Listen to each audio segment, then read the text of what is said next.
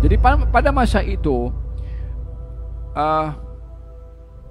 manusia berada dalam keadaan kegalauan yang tak terbayangkan, karena tak ada siapa yang boleh dirujuk oleh mereka, termasuk para anbiya yang waktu itu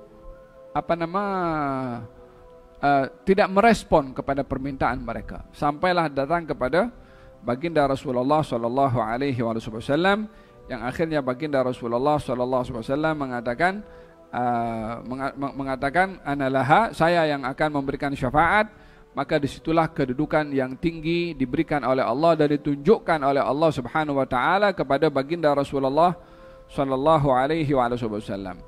Jadi syafaat Nabi ini bukan hanya kepada umatnya, kepada umat-umat yang terdahulu pun akan datang kepada baginda Rasulullah sallallahu alaihi wasallam. Dalam kita melihat daripada sudut harapan dan tafaul, kalau orang lain daripada umat terdahulu akan diberi syafaat, agaknya umatnya akan diberi syafaat atau tidak? Priority yang di-concern oleh Nabi dalam hal ini diminta, ketika didatangi untuk diminta syafaat, maka baginda Rasulullah sujud kepada Allah dan tidak diangkat kepala beliau daripada sujud, melainkan mendapat izin dari Allah Subhanahu wa taala, angkat kepalamu, mintalah kamu akan diberi, beri syafaat kepada siapa yang engkau ingin beri syafaat. Yakni open, dibuka selebar-lebarnya oleh Allah Subhanahu wa taala. Syafaat Rasulullah terbagi kepada 5 kategori. Yang pertama, syafaat diringankan ketika berada di padang mahsyar dan dipercepat hisab. Orang berada di padang mahsyar satu hari umpama 1000 tahun. Satu hari itu baru di padang mahsyarnya, belum lagi entah pergi ke sirat, belum lagi nunggu giliran nak pergi ke hisab, belum lagi kepada ketimbangan. Kita tak boleh nak membayangkan berapa lama akan berada di padang mahsyar menunggu giliran masing-masing satu demi satu. Sehingga mereka datang kepada Rasulullah sallallahu alaihi wasallam untuk mendapatkan syafaat. Di antara syafaatnya adalah ta'jilul hisab, supaya dipercepat hisab ataupun berada di padang mahsyarnya dipercepat. Yang kedua adalah orang-orang yang diberi syafaat oleh Nabi sallallahu alaihi wasallam yang sepatutnya layak untuk dihisab, tapi mendapat syafaat masuk surga tanpa hisab. Yang tadi dipercepat hisabnya, dihisab juga tapi dipercepat. Yang kedua akan dihisab tapi masuk surga tanpa hisab dengan syafaatnya Rasulullah. Yang ketiga adalah syafaat orang-orang yang layak masuk neraka tapi belum masuk neraka, mendapat syafaat masuk surga sebelum dia melihat neraka. Yang keempat adalah orang-orang sudah masuk dalam neraka, diberi syafaat untuk dapat dikeluarkan dan dimasukkan ke dalam syurga. Yang kelima adalah syafaat orang berada dalam syurga yang diangkat darjatnya di syurga dengan syafaatnya Rasulullah sallallahu alaihi wasallam. Jadi syafaatnya Nabi ini merangkumi ketika di padang mahsyar, merangkumi ketika orang masuk syurga tanpa hisab walaupun layak hisab.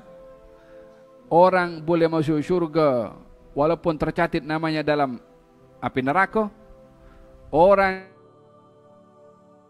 neraka pada masa kadar tertentu namun diberi syafaat dikeluarkan sebelum masa tersebut.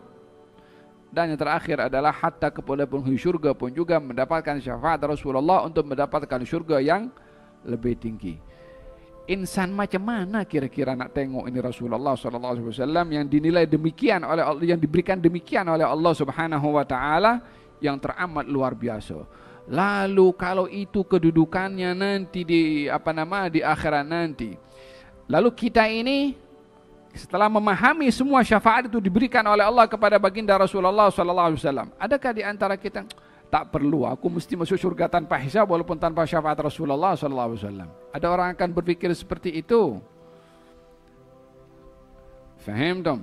Jadi kalau untuk kita mendapatkan yang seperti, kalau Anas bin Malik sahaja mengatakan kepada Rasulullah, ya Rasulullah, di mana saya boleh jumpa engkau nanti di hari kiamat? Katanya indas sirat. di jembatan situ. Kalau tak jumpa di mana? Gal endal mizan, di timbangan. Kalau tak jumpa macam mana? Gal di telaga. Aku tak lepas daripada 3 tempat ini, kata baginda Rasulullah SAW. Anas ibnu Malik, sahabat Nabi, yang didoakan oleh Nabi termasuk ahli syurga, masih mau mencari Nabi nanti di hari kiamat. Gal, ya Rasulullah, di mana saya boleh jumpa dengan engkau? Anas, tak cukup ke doanya Nabi, engkau termasuk syurga? Ya Allah, panjangkan. Nabi berdoa untuk Anas bin Malik, ya Allah, panjangkan umurnya, murahkan rezekinya, ampunkan dosanya, dan masukkan dia dalam syurga. Kan sudah itu doanya Nabi makbul untuk Anas bin Malik. Untuk apa dia cari? Ya untuk kita boleh cari. Anas sudah dapat.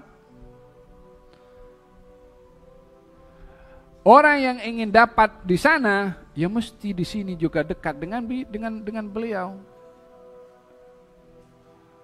Faham tom? Kita selalu doa minta syafaat kepada Rasulullah SAW. Syirik. Awak nanti di akhirat nak cari siapa? Nak cari Namrud? Hanya ini dia yang awak cari. Siapa nak cari selain daripada beliau? Para anbiya pun angkat tangan semua. Hadza tentang kedudukan Rasulullah sallallahu alaihi wa ala alihi wasallam, katanya irfa rasak sal tu'ta washfa tushaffa. Gal angkat kepalamu, minta apa saja, bagi open, diberi selebar-lebarnya permintaan. Tak ada unlimited permintaan. Minta apa saja. Dia tak ada bagi tahu Allah Subhanahu wa taala minta sikit saja atau minta sal tu'ta, minta apa saja akan dikasih. Washfa' tushaffa', beri syafaat kepada siapa kau kehendaki, kamu akan diizinkan untuk memberi syafaat. Fa'arfa'u ra'si, saya angkat kepala saya, ummati ya Rab, ummati ya Rab, ummati ya Rab. Umatnya dulu diberi perhatian oleh Nabi SAW, maka dimasukkan dengan syafaat Rasulullah ke dalam syurga ramai daripada umat baginda Rasulullah SAW. Katanya, walladzi nafsi biyadih, gal demi jiwaku berada dalam genggamannya, sesungguhnya pintu syurga ini antara Mekah dengan Himyar, atau antara Mekah dengan Busra, dalam riwayat yang lain antara Mekah dengan Hajar. Ada satu kawasan antara Mekah dengan Busra atau dengan Himyar. Himyar lebih ke arah menuju ke arah Yaman. Itu pintunya syurga. Yani berapa kilo? Lebih kurang kalau ikut catatan, ikut kilometer itu hampir 1.300 kilometer antara pintu syurga dengan pintu syurga. Yang masuk itu jangan tanya berapa banyak lebarnya pintu syurga. Mudah-mudahan kita termasuk daripada awalul waridin, insyaallah. Awalul waridin dalam saf yang pertama yang dekat dengan Nabi SAW. Dapat syafaat ketika di sirat, kita dapat syafaat di mizan, dapat syafaat pada menerima kitab, dapat syafaat di telaga, dapat syafaat untuk masuk dekat dengan baginda Rasulullah SAW, dapat syafaat di mauqif, dapat syafaat di semua tempat. Ya Rabbal Alamin, Ya Rabbal Alamin, Ya Rabbal Alamin. Di antara tip untuk mendapatkan syafaat Rasulullah adalah bila dikumandangkan azan, dengar, jawab dan baca doa. Kata baginda Rasulullah, barang siapa mendengarkan azan dan menjawab azan dan meminta kepada Allah untuk aku al-wasilah, wajibat syafaati yaumal qiyamah, wajib dapat syafaat aku di hari kiamat. Mudah-mudahan Allah Subhanahu wa taala memberikan kepada kita syafaat Rasulullah sallallahu alaihi wasallam. Amin, Allahumma amin. Masya Allah.